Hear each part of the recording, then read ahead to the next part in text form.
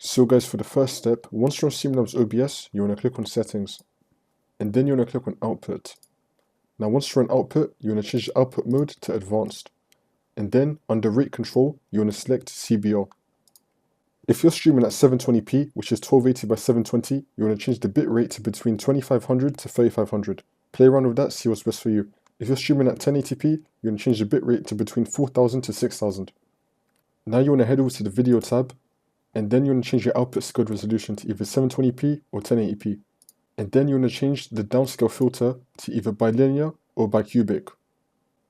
And then click on Done. Now for the second step, you want to head over to Search and type in View Network Connections. Click on it. Now once you're on this, you want to find your network adapter. You want to double click on it, and then click on Properties, and then click on Internet Protocol version 4. And then you want to make sure that Use the following DNS server address has been selected.